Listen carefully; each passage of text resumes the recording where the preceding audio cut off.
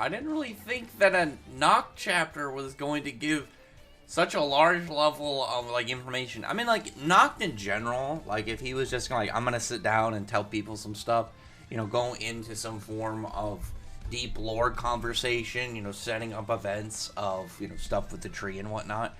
But I didn't expect his flashback to open up like a whole new area of information on like the hierarchy of the devils, which is funny because there was that panel of like the gates and it showing all the devils on there. And when it initially came out, I guess Tabata messed it up. I can't even like remember off the top of my head. I had to go probably look for like one of the fan translations of the chapter, because that had to get corrected in the official. So like in the official one, if I go to right now and anywhere that's updated since then, it's going to end up having the right of the 7 gates, and I think it was 9 initially when the chapter came out.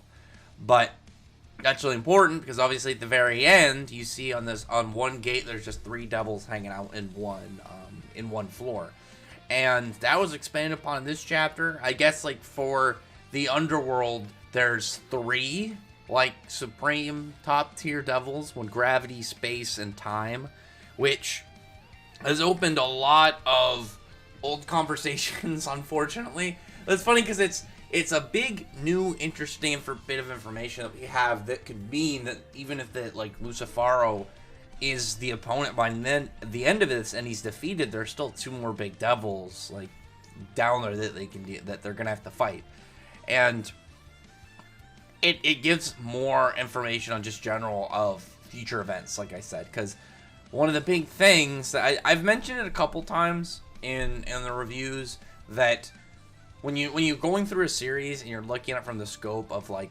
the enemies and hierarchy of bad guys and stuff, and I don't mean hierarchy in like their official ranks, but I mean in the idea of like power enemies like that they're gonna eventually kind of go at. When you look at something like One Piece, you have like a ton of characters way at the top, that have been introduced, and those are going to be those are the opponents at the end. Those are the people that, like, once they're defeated, there shouldn't really be much above them. You could always get like secret reveal characters, some enemy, some antagonist that's bigger than the rest, or somebody built to be above them through like points in the story. But you know what I mean when you just know that there's like the amount of like, again, obstacles and walls to overcome for characters when they're already set. But the thing about with the devils and whatnot and like the Black Clover world, we know that we've only been on the one continent. Like Tabata has brought that up. The 4 kingdoms are really only on one piece. The Spade Kingdom is what is connecting them to the outside continent. And we don't even know about like where Yami's from and stuff. And even though we have a bunch of like big stuff going on with like the Spade Kingdom and the devils and stuff, we've had the elves. But like the thing is, we don't know the full scale of the world and if there are things and people above them. So whenever you're looking at like the idea of who's going to be the last boss or who's the strongest and stuff, you only really have at the moment what's available. We have no idea if there's anything above the Lucifero and these devils. We have no idea really what's out there in the Black Clover world. But right now we're just we have what we have, and what we've been established now is that Lucifero apparently has 2 people, I would assume, within level to him. I don't know if they're gonna be equal or if they're gonna be like a smidgen weaker or something. Like my brain, I just envisioned that either the 3 devils at the bottom are equal, or they're close. Lucifero just a smidgen above the other ones, and it's gonna come down to like these guys maybe scheming against each other or something. I don't know, when you get the devils that big, I feel like they're not gonna want to be allied to each other at all, and they're gonna want to end up turning on each other, because that if you're close to like whoever's in charge and you live in a whole like structure of like this power vacuum, then of course you're gonna want to try and take over. And like we know the devils are all evil, they're all malefic. Well, not all of them are evil. Like Libe is like an exception, but I don't know, get them out on any of the devils that are different because they're under like a binding ritual. That's kind of like a question mark. But either way, we know that like there has to be extreme scenarios that get the devils outside of their born to torture and cause suffering nature that we've seen. But now these other devils, again, I'm very interested to see what Tabata just has planned with them. And when I mentioned, like, there's unfortunately more old theories that are popping up. I've already seen people started to look at the whole Julius evil thing again. I don't think we need to really revisit that. But the one on top of that that's actually kind of interesting, and like if Tabata's gonna do anything with it, is that one of the devils, like I explained, it's the time, space, and gravity. Like these three devils are apparently the top. And obviously space, that's being Xenon's devil ability.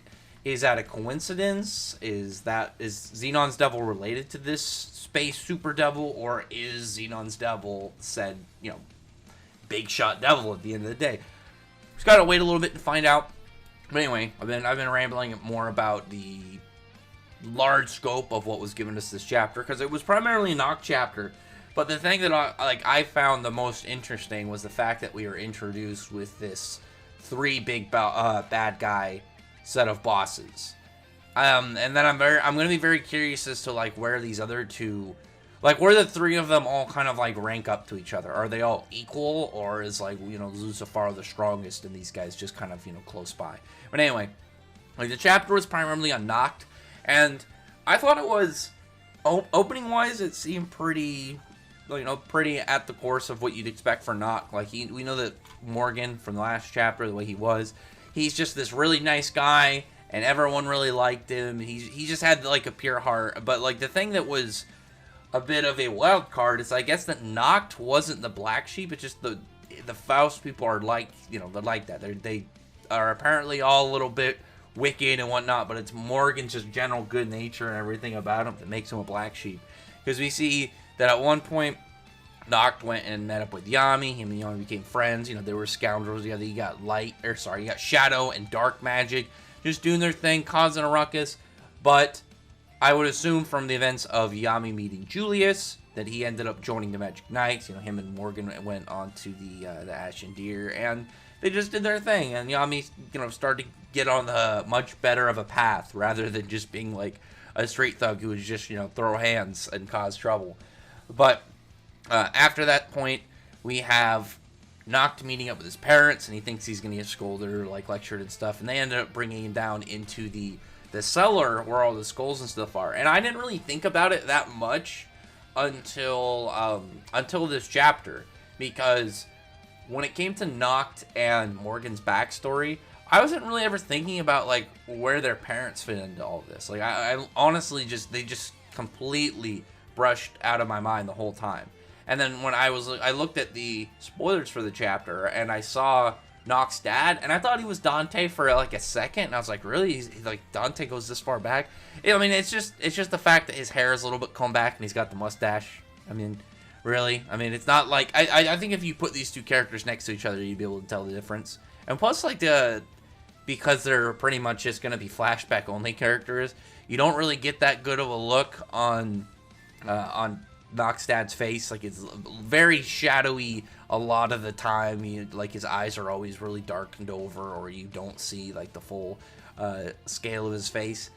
I doubt to any degree that like that would end up being Dante. That would have been actually a really weird twist if it was like Nacht was related to the Dark Triad. That'd be one of those ones I wouldn't be that opposed to, but I mean, definitely not the case now. And I like where this is going though, because it was just like Nacht was just doing a thing that that apparently the Fausts were always a part of, and he ended up summoning these devils. And one of the things that I like completely hit my head when I was reading this chapter, when I was kind of like piecing that together, is when I was thinking about it, like how does parents come in this, the aspect of their mansion that I just didn't connect at any point was like they had this demon ritual basement with skulls everywhere. So I never thought the fact that like that had to have been there for a long time, so like his parents must have known about it. That if I just figured that out long earlier, I'm pretty sure I could have at least gotten the idea that his parents were messed up, even because unless Nacht was keeping this like a secret by himself, then they would have had to know about this. But essentially what they're doing, you have them give Nacht this this one item to do a ritual to try and summon one of these high-level demons. And he's... In Nacht's backstory, I thought it was going to be Morgan who said something about surpassing his limits and then didn't do it and then died in the process. Something was just like, sometimes it just doesn't happen. You're not able to, surpass your limits every time. Maybe just get him in a bad spot. But it was actually Nacht, and it was just like him using Yami's whole, like, motto for life and the way that he was doing things. He was just trying to, get that cheat code of getting stronger and summoned this devil. I like the horns a lot on this one, on Lucifuge, as they've, pulled this guy over. He ends up killing pretty much everybody else there. And, he's very dangerous, clearly, like, summoning, like, a high-level devil that there's not really going to be anybody around, like, that they're going to really approve of, outside of maybe the one guy. Because that would actually would have been a really interesting way to, like, set up the scene, is, like, if Morgan didn't intervene, would Nacht have gotten the power of this, of this devil? Because in reality, when you think about it, if that was the case, and Morgan didn't stop the ritual and say Nacht had the same level of devil that Dante has, if not more, he would probably be like a good match for Dante, really, when you think about it. Because Dante's got a really good magic with body magic, and then, like, it being fueled by, like, a devil's amount makes it way more dangerous, obviously, like, we've seen it in action, and how it makes him near unkillable. But, like, you give whatever, I assume that this devil that Nacht summoned is the time devil. I don't know. Until it's otherwise said, that's just my assumption, because I assume the space devil is Xenon's devil, and obviously it's not Lucifaro. So him having, this one out, if he had, let's just in the hypothetical, imagine he had shadows and time magic, and he would definitely, I would assume that with time abilities, he would at least have some of the stuff that Julius has, like being able to age somebody, or being able to at least reverse time on yourself to get, repair wounds. Plus, he would have the 4 other devils. Like, he would be way more dangerous. I think that he'd probably be stronger than Dante if he had all of what he has now, plus this devil. So it's like, if Morgan had stopped him, potentially they could have been much better equipped to fight against the Spade on the Dark Triad and stuff. But obviously Morgan goes and intervenes, and he ends up dying in the process of, meddling with this extremely high-powered devil.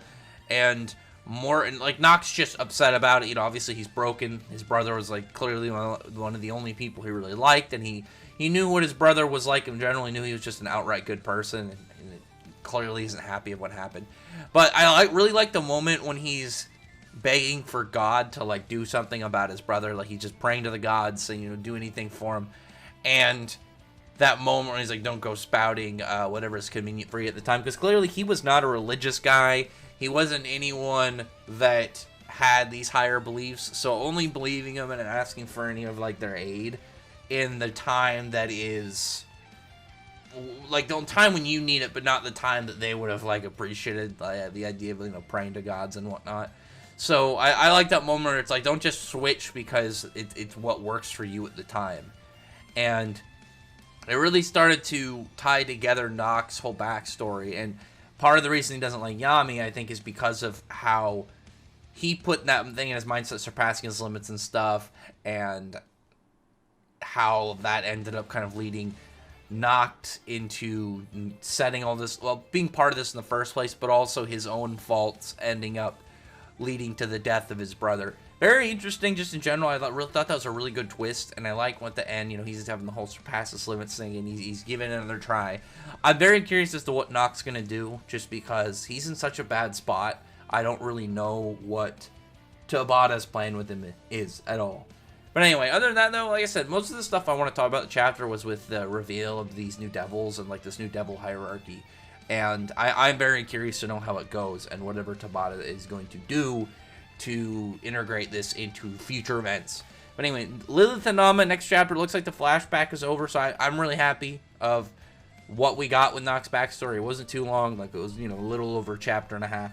And then we're going to get back to Lilith and Nama, because I really want to see what these guys are capable of and see what they can just do in general. But anyway, other than that, comment below. thumbs up the video, but friend the like button, subscribe button, and check out my other videos. But other than that, I appreciate everyone who's already subscribed. Thank you all for listening. Bye.